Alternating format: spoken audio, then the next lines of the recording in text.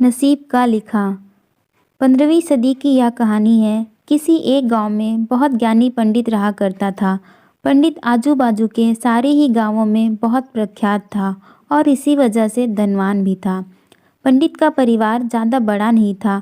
पंडित अपनी पत्नी के साथ अपने बहुत बड़े घर में अकेले रहता था, क्योंकि पंडित का कोई बेटा था नहीं और एक बेटी थी जिसका विवाह पास के गांव वाले एक श्रीमंत लड़के से हो चुका था। पंडित ने शादी से पहले अपने होने वाले दामाद की अच्छे से जांच पड़ताल की थी और अपनी बेटी का भविष्य भी ठीक से पढ़ा था। तब जाकर उसने बेटी की शादी की थी। लेकिन चंद सालों में ही पंडित का दामाद बुरी आदतों के चंगुल में फंस गया। जुआ और शराब की बुरी लत ने उन्हें सड़क पर लाकर रख दिया था। अपने बेटी की ऐसी दुर्दशा देखकर पंडित की पत्नी काफ़ी दुखी होती थी और अक्सर पंडित को कहा करती थी, तुम जाकर उनकी मदद कराओ। पंडित हमेशा अपनी बीवी को यह कहकर उनकी मदद करने के लिए मना कर देता था कि अभी कुछ समय तक उनका बुरा वक्त चलना है। हम चाहे कितनी ही कोशिश कर लें, जो उनके नसीब में नहीं है वह उन्हें नहीं मिल पाएगा।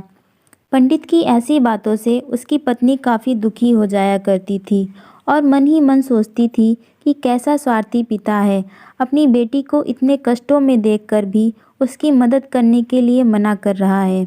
आखिर भगवान ने जो इतना सारा धन्य धान दिया है उसका क्या करेंगे। हमें कोई और औलाद भी तो है नहीं, ले देकर एक यही बेटी है और उसके लिए भी कुछ नहीं करेंगे तो किसके लिए करेंगे। पंडित ऐसा नहीं सोचता था। ऐसा नहीं है कि पंडित अपनी पुत्री से प्रेम नहीं करता था, लेकिन उसने अपनी पुत्री की कुंडली इतने अच्छे से पढ़ी थी और वह यह पहले से ही जानता था कि वह चाहे किसी भी लड़के से शादी करती, लेकिन उसके जीवन में यह समय आने ही वाला था और बिना इसे भुगते उसको छुटकारा नहीं मिलने वाला था। एक दिन खाने पीने के लिए भी मोहताज हो चुके पंडित के बेटी और दामाद उसके घर पर आए। पंडित ने और उसकी बीवी ने दोनों का खूब आदर सत्कार किया और खूब अच्छा खाना खिलाया। बेटी और दामाद की पंडित से सहायता मांगने की हिम्मत न हुई, इसलिए वह बिना बोले ही वापस अपने घर को लौटने लगे। लेकिन माँ तो माँ होती है। पंडिताइन से रहा नहीं गया और बिना पंडित की इजाज़त के उसने चोरी छुपे बूंदी के लड्डू बनाकर उसमें सोने के सिक्के रख दिए और बेटी और दामाद को दे दिए, ताकि बेटी और दामाद की कुछ आर्थिक सहायता हो सके। पंडिताइन यह भी जान गई थी कि बेटी और दामाद शर्म के मारे उनसे मदद नहीं मांग रहे थे, इसलिए उसने बेटी और दामाद को भी लड्डुओं में छिपे सिक्कों के बारे में कुछ नहीं बताया। जाहिर से बात है कि जब वो लोग घर पर जाकर लड्डू खाएंगे तो उन्हें उसमें सोने के सिक्के मिल जाएंगे। इस तरह बिना उनके मांगे ही उन तक मदद पहुंच जाएगी। यह सोचकर पंडिताइन मन ही मन अपने बेटी की मदद करने के लिए खुश होने लगी। पंडित के दामाद और बेटी उन दोनों का आशीर्वाद लेकर अपने घर की तरफ रवाना हो गए। उन दिनों गाड़ियाँ तो होती नहीं थी, घोड़ा गाड़ी या बैलगाड़ी चलती थी। पैसे ना होते तो और चीज़ों की लेन देन से भी व्यवहार होता था। बेटी और दामाद का गांव पंडित के घर से कोसों दूर था, फिर भी पैसों की कमी के चलते वह चलकर अपने गांव की तरफ निकल पड़े। थोड़ी दूर ही चले थे कि पंडित की बेटी के पैर में मोच आ गई और अब उसको चलना भी मुश्किल हो गया। पंडित के दामाद ने जब देखा कि उसकी बीबी अब बिल्कुल चलने में सक्षम नहीं है, तो उसने एक टांगा अपने घर तक किराए पर ले लिया। दोनों पति पत्नी टांगे में बैठकर घर तक पहुंच गए, लेकिन टांगे वाले को देने के लिए उनके पास पैसे थे नहीं, इसलिए पंडिताइन ने जो बूंदी के लड्डू उन्हें दिए थे वही किराए के तौर पर उस टांगे वाले को दे दिए। टांगे वाला बूंदी के लड्डू को लेकर वहाँ से चला गया। टांगे वाला अपने घर की तरफ जा रहा था, तब उसे एक हलवाई की दुकान दिखी।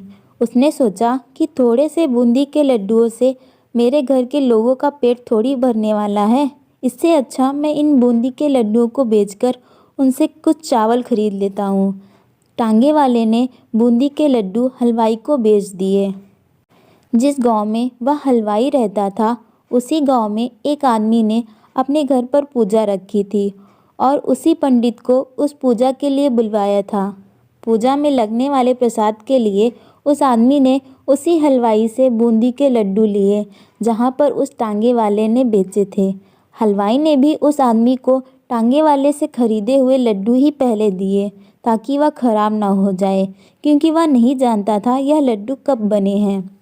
पूजा खत्म होने पर दक्षिणा और बूंदी के लड्डू लेकर जब पंडित अपने घर आया और खाना खाने बैठा तो प्रसाद में लाए बूंदी के लड्डू खाते वक्त लड्डू से सोने का सिक्का निकला। इस घटना को देखकर पंडिताइन की आंखों से आंसू बहने लगे। पंडित ने जब पंडिताइन से उसके रोने का कारण पूछा तो पंडिताइन ने पंडित को सब कुछ बताया और पंडित से उनकी बातों पर भरोसा न करने के लिए माफ़ी मांगी।